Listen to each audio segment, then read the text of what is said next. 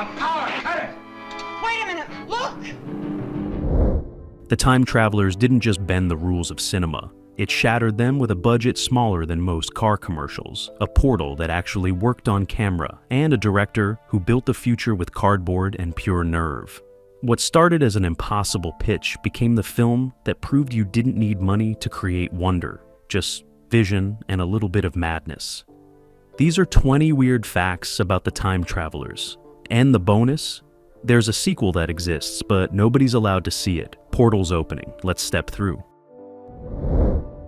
Ib Melchior wasn't a household name, but he was a survivor. Born in Denmark, son of a famous opera singer, he'd fled the Nazis, worked as an intelligence officer, and landed in Hollywood with nothing but stories. When he pitched the time travelers, every studio door slammed shut. Too weird, too expensive, too risky.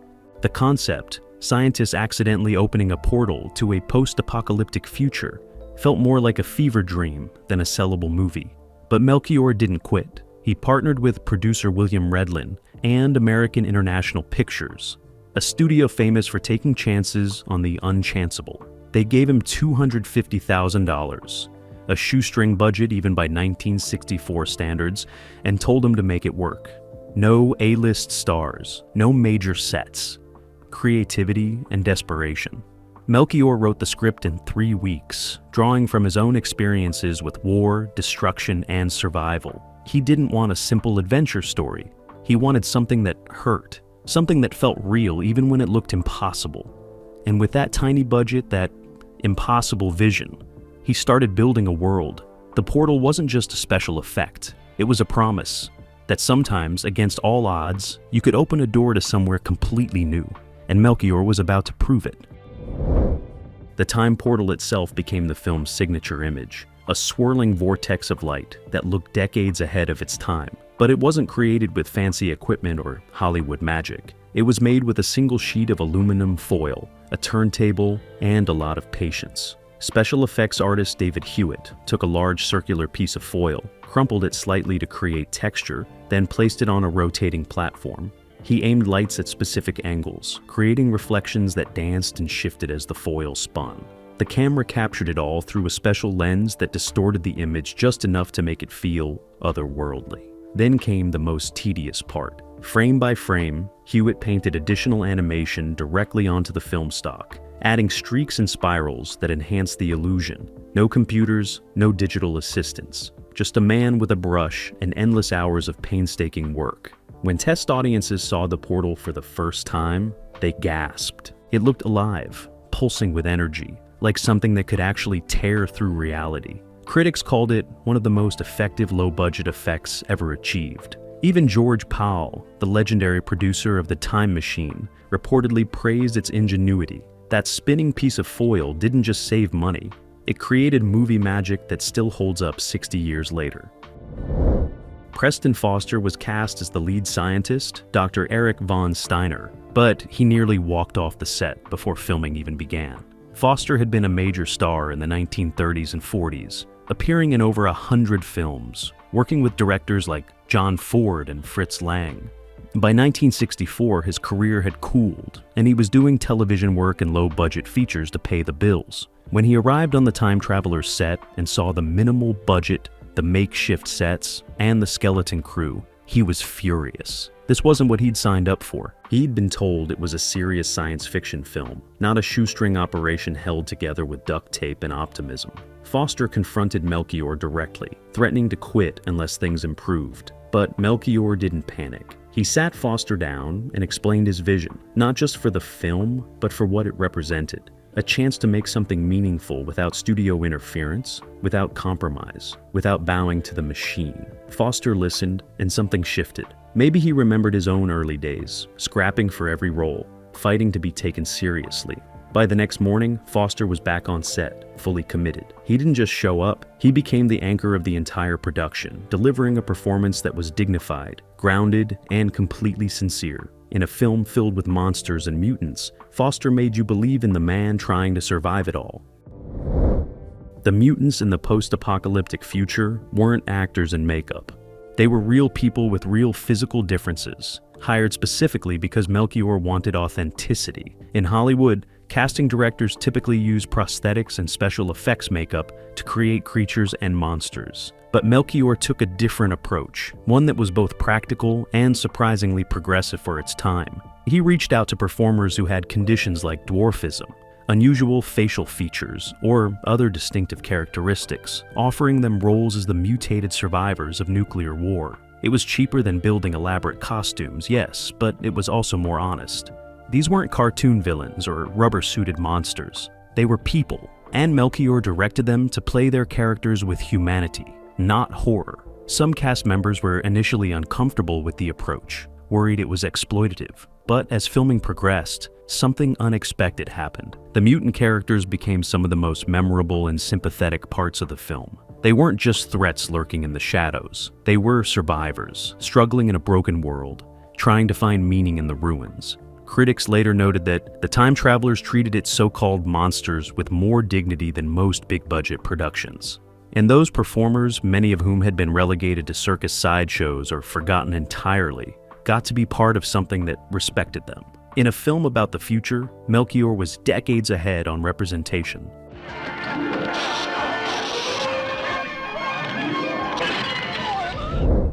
The film's famous android workers weren't controlled by computers or complex machinery. They were people in homemade suits moving in perfect synchronization, trained like a bizarre choreography class. The androids were meant to be the perfect servants of the underground civilization, emotionless automatons performing tasks with mechanical precision. But the production couldn't afford motorized props or advanced puppetry, so costume designer Marjorie Corso created simple, form-fitting outfits with geometric patterns and reflective materials, then worked with a small group of performers to develop a unified movement style. They rehearsed for days, practicing walking in unison, turning their heads at identical angles, moving their arms with robotic stiffness. It sounds simple, but maintaining that level of synchronization was exhausting. One performer later recalled that they had to move so slowly and deliberately that their muscles would cramp between takes.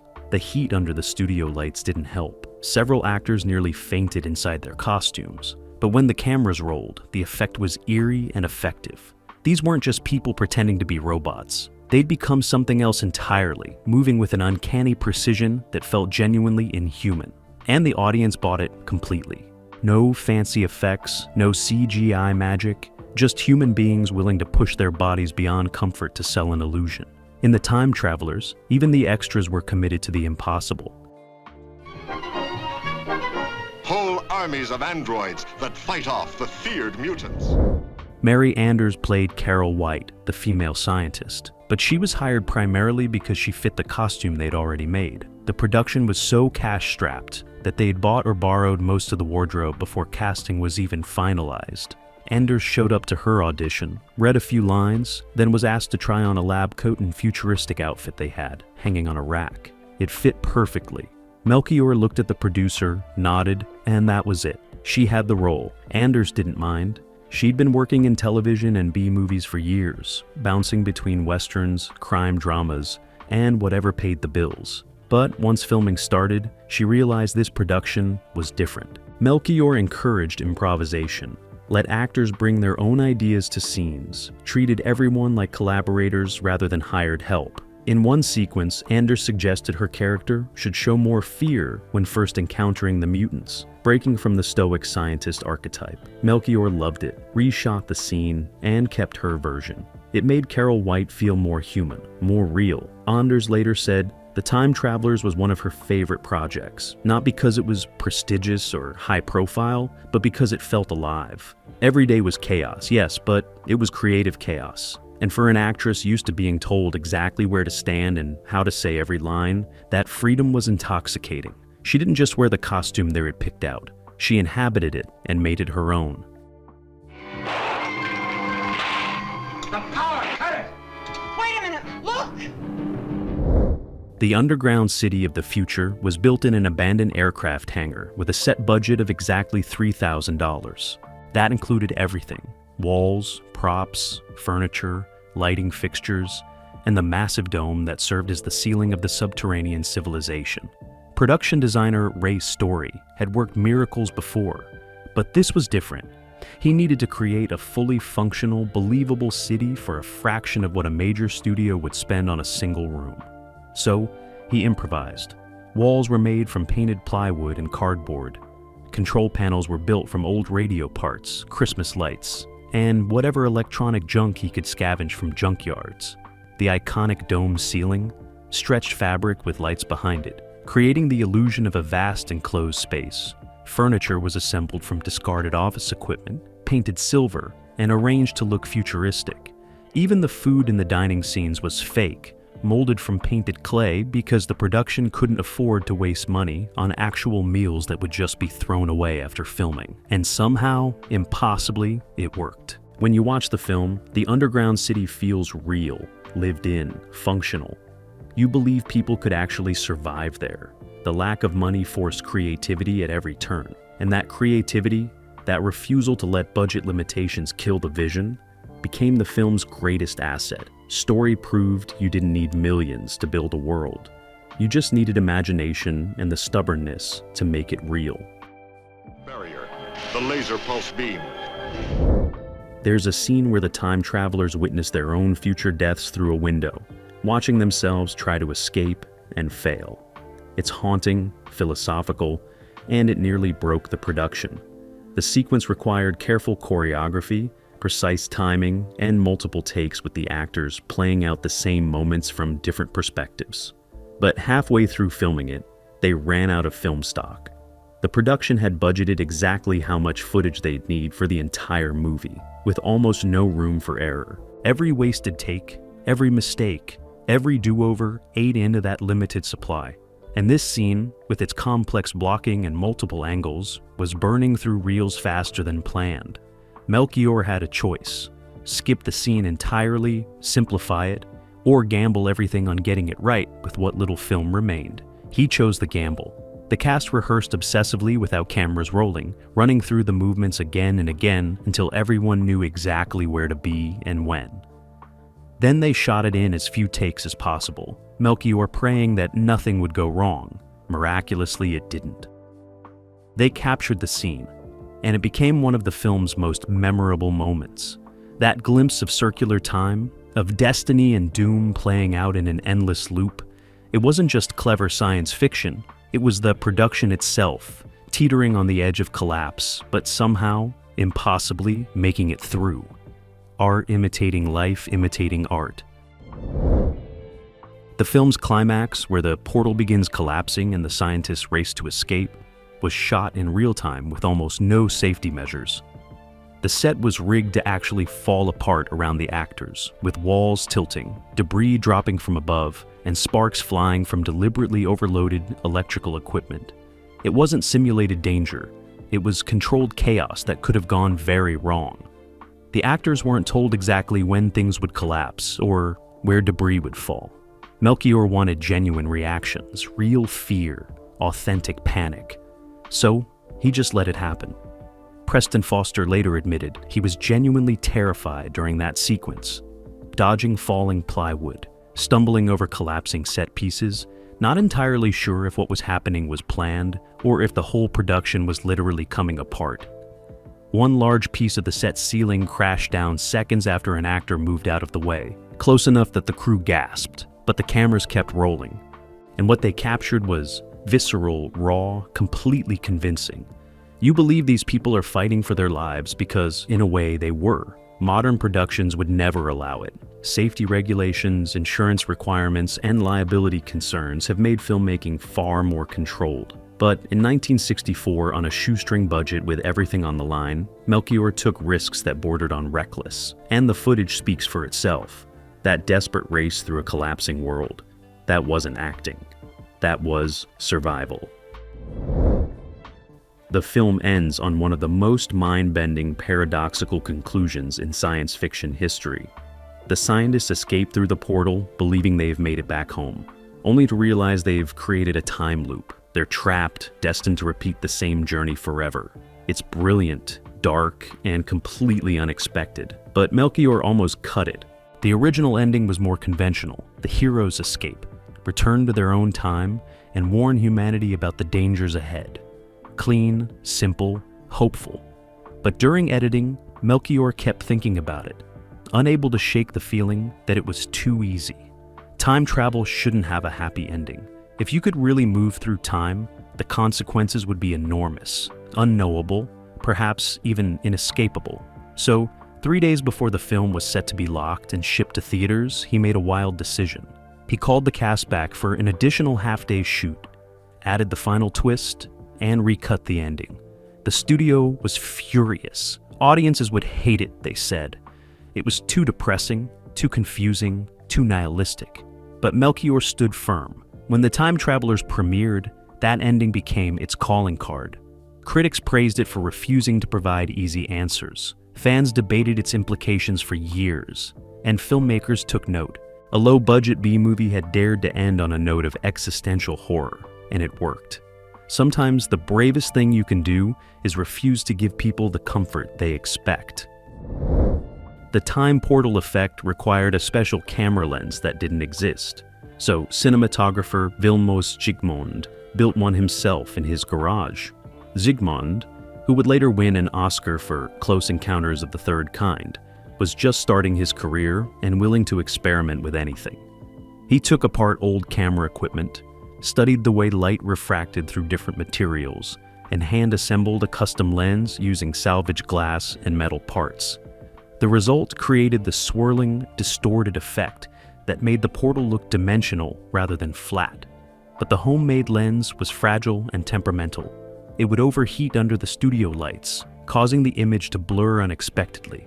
Zsigmond had to shoot portal scenes in short bursts, letting the lens cool between takes. Sometimes it worked perfectly. Other times, the glass would fog or the distortion would become too extreme. They couldn't afford a backup, so every shot was a gamble.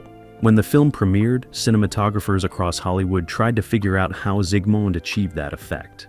He never told them. Years later, he admitted the lens broke during production and was thrown away. That signature look, impossible to recreate, existed for exactly one film. John Hoyt, who played the android creator Dr. Varno, refused to memorize his dialogue. Not because he was lazy, but because he believed the character wouldn't speak like a normal human. Hoyt had studied linguistics and believed an advanced scientist living in an underground civilization would have developed new speech patterns, different rhythms, unusual word choices. So instead of learning his lines verbatim, he'd read the script, understand the meaning, then deliver it in his own reconstructed language. Melchior was initially furious. They couldn't afford endless takes while an actor improvised. But after watching Hoyt's first scene, something clicked. The strange cadence, the odd phrasing, the slightly off-kilter delivery made Dr. Varno feel genuinely alien. He wasn't just a man in the future. He was someone who'd evolved beyond normal human communication. Melchior gave him freedom to continue. Other actors struggled to respond because they never knew exactly what Hoyt would say. But that awkwardness worked. It made the future feel foreign, uncomfortable, unknowable. Hoyt's refusal to play it safe turned a supporting character into one of the film's most unsettling presences. And his performance influenced science fiction for decades, proving that sometimes the most alien thing isn't how someone looks, but how they speak. The mutant attack sequence in the wasteland was filmed during an actual California brush fire. The production couldn't afford smoke machines or controlled burns. So when they heard about wildfires in the hills outside Los Angeles, they loaded equipment into trucks and drove straight toward the danger. The crew set up cameras just outside the fire zone, close enough that ash was falling on the equipment. The actors, already exhausted from the shoot, had to perform in genuine smoke, coughing through takes, eyes watering from the heat and haze. It was dangerous, possibly illegal, and absolutely insane. But when Melchior yelled action, what they captured looked apocalyptic. The orange glow in the sky wasn't a special effect. The smoke wasn't pumped in from machines. The sense of genuine danger radiating from every frame was real because the danger was real. Fire marshals eventually arrived and ordered the production to evacuate. They'd gotten exactly 40 minutes of usable footage before being forced to leave. But those 40 minutes provided some of the most atmospheric, haunting imagery in the entire film. Critics later praised the post-apocalyptic wasteland scenes for their authenticity, having no idea they were watching actors performing in an actual disaster zone. There's a character credited only as the android who never speaks, never removes their mask, and became the subject of decades of speculation. Rumors circulated for years about who played the role. Some claimed it was a famous actor doing an uncredited cameo. Others insisted it was Melchior himself, hiding behind the costume. A few conspiracy theorists suggested it wasn't a person at all, but an actual experimental robot being tested by the military. The truth was somehow stranger. The android was played by 3 different people across different scenes, because the original performer quit after 2 days, claiming the costume gave them claustrophobia. The second replacement was fired for constantly complaining about the heat. The third person finished the role, but refused to be credited because they were embarrassed about appearing in a low-budget science fiction film. None of them were famous. None of them were robots. They were just regular performers who happened to fit the suit. But because no one kept proper records and the production was so chaotic, even Melchior later admitted he couldn't remember who actually completed the role. The mystery android became legendary, proof that sometimes the best movie myths are born from simple production chaos and lost paperwork. The film's score was composed in 5 days, using only a Moog synthesizer, one of the first times electronic music was used extensively in cinema. Composer Richard LaSalle didn't have access to an orchestra, couldn't afford session musicians, and was given almost no time to create a full score. So he turned to the Moog, a brand new instrument that most composers considered a novelty. LaSalle spent nights experimenting, creating eerie, otherworldly sounds that matched the film's unsettling tone. The low rumbling when the portal opens, pure electronic synthesis. The high-pitched whine during tense moments, hand-modulated frequency oscillations, the haunting melody during the future city scenes. Layered synthesizer tracks played one at a time and mixed manually. Most theaters in 1964 had never played electronic film music through their sound systems. Some projectionists thought the equipment was malfunctioning. Audiences weren't sure how to react. It didn't sound like movie music. It sounded like the future. Critics initially dismissed it as gimmicky, but over time, LaSalle's score became influential. Directors like Stanley Kubrick took notice. Electronic music in science fiction became standard, and it all started with one desperate composer, 5 days, and a synthesizer that barely anyone knew how to use properly. During test screenings, audiences thought the film was about Vietnam. This wasn't intentional. Melchior had written the script as pure science fiction, a thought experiment about time travel and human survival.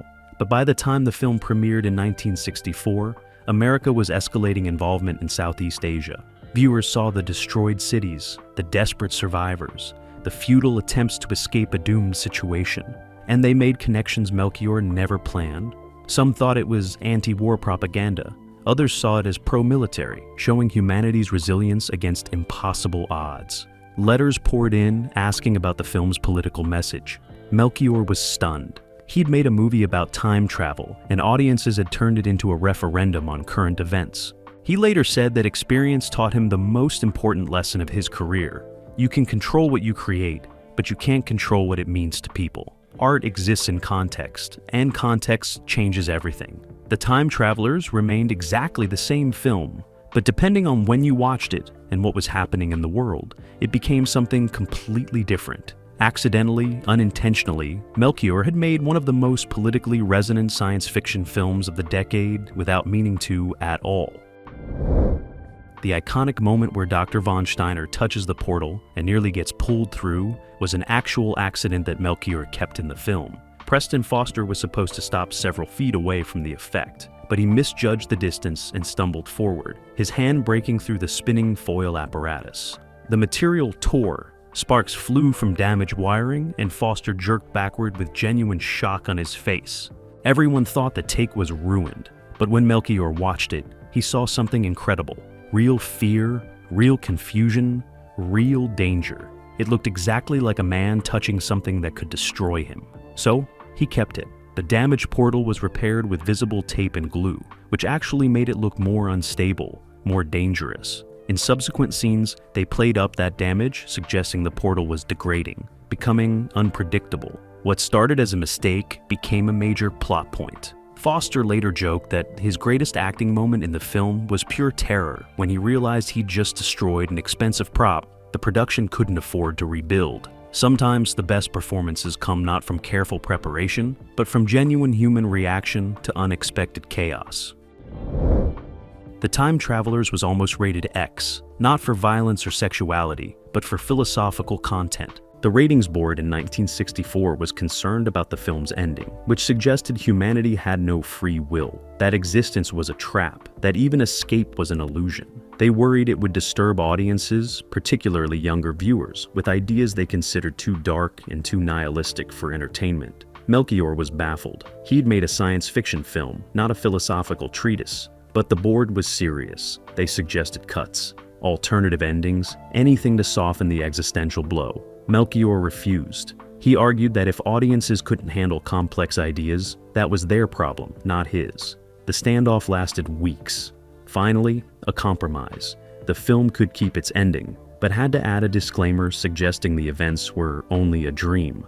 Melchior agreed, then completely ignored it. No disclaimer ever appeared. By the time the ratings board discovered the deception, the film was already in theaters and making money. They were furious, but powerless. The Time Travelers kept its dark ending, its philosophical weight, and its refusal to provide comfort.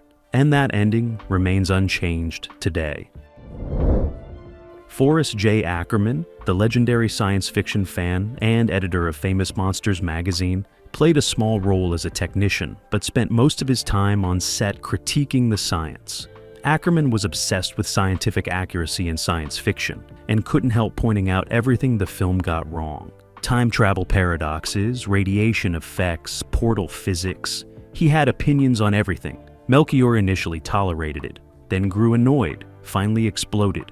During one break, he pulled Ackerman aside and said, "We're making a movie, not writing a dissertation."